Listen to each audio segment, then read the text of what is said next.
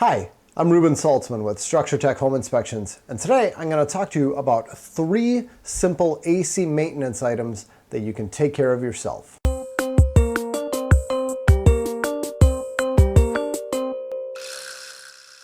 So as I'm recording this video, we are in the dead of summer right now. It is hot here in Minnesota. Yes, we do get a few weeks where it gets really warm, it gets humid. Most people like to sit inside their air-conditioned homes. And to make sure that your AC is running properly, there's a few things that you can do yourself. Now, this is not going to take the place of having a service technician come out and do repairs. These are just things that, as a homeowner, you need to be doing all the time. Number one, you can probably guess what this is change your filter. Here in Minnesota, the vast majority of homes that have air conditioning have what's called a split system, where you have half of the air conditioner that sits outside, and then you've got half of it sitting on top of your furnace. And your furnace uses the blower fan to blow warm, moist air up and out of the furnace, and then it passes over to this box, the other half of your AC, called the evaporator coil, and that's what removes a lot of heat and a lot of moisture from the air. But let's go back to the fan. You're using your furnace's blower fan, so it's all the same air going throughout the house. You also need to replace your furnace filter. Make sure that you do that regularly. If you have a filter that needs to be replaced once every 90 days, make sure you're doing it at least every 90 days, preferably more often. And if it's a filter that needs to be replaced every 30 days, well, then my advice would be get a better filter, probably one that needs to be replaced every 90 days. I don't know of a single 30-day filter that I would ever recommend anybody use. So step it up a notch if you got a 30-day filter. So back to the topic at hand, change your filter regularly. This is very important for good performance out of your air conditioner. Number 2, and this is kind of similar, we're talking about airflow, make sure that the unit on the outside of your house is clean.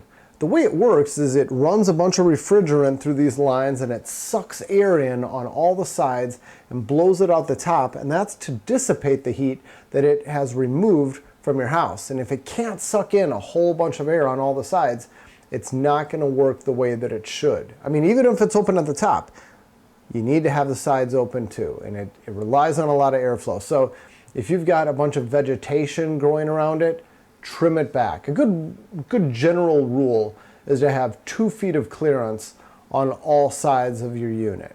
Different manufacturers will give you different specific requirements, but good general rule is 2 feet. And then also make sure that you don't have a bunch of cottonwood or grass clippings or leaves or any of that other stuff stuck to the sides of your unit.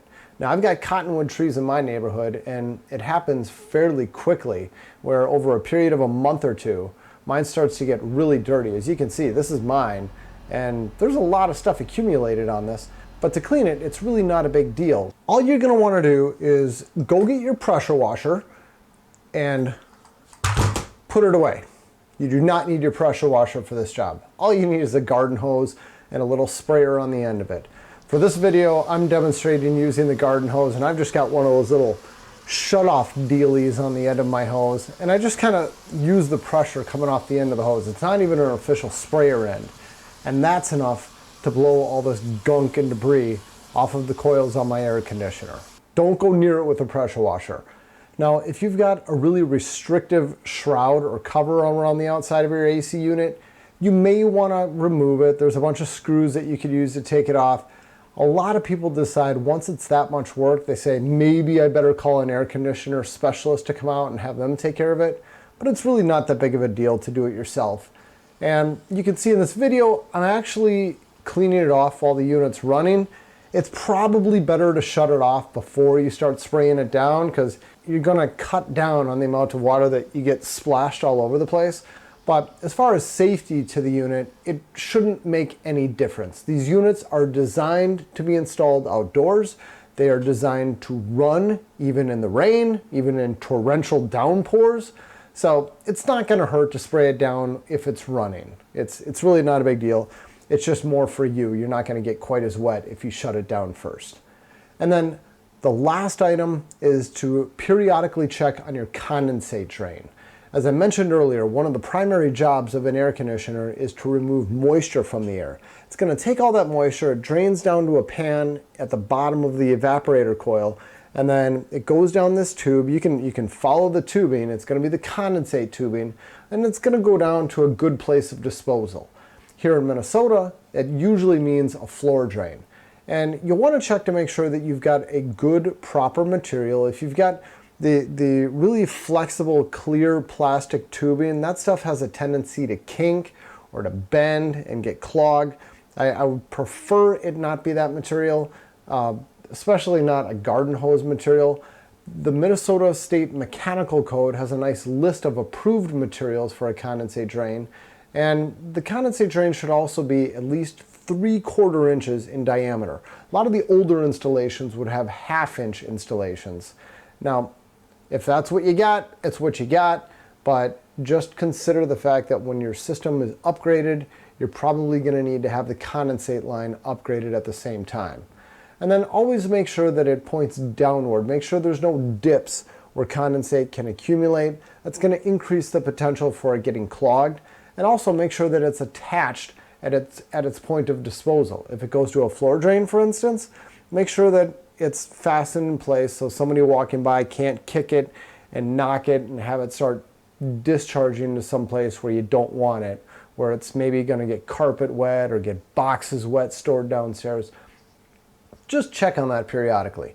And especially if you have an air conditioner in your attic. That's not typical here in Minnesota, but if you have one in the attic, my advice would be to check on it regularly. I mean, probably once a month. Get up there in the attic and make sure that everything looks good from a condensate viewpoint. Because if you've got a leak in the attic, that can cause a lot of damage to your ceilings. It can cause damage to the structure. You definitely don't want that to go undetected for a long period of time.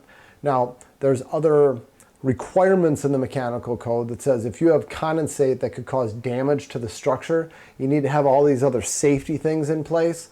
But I know from experience that a lot of people get a lot of them wrong. So, important thing is look at your condensate regularly, make sure it's disposing where it should. Okay, that wraps up our 3 simple AC maintenance items. I'm Ruben Saltzman with Structure Tech Home Inspections. Thank you so much for watching. Take care.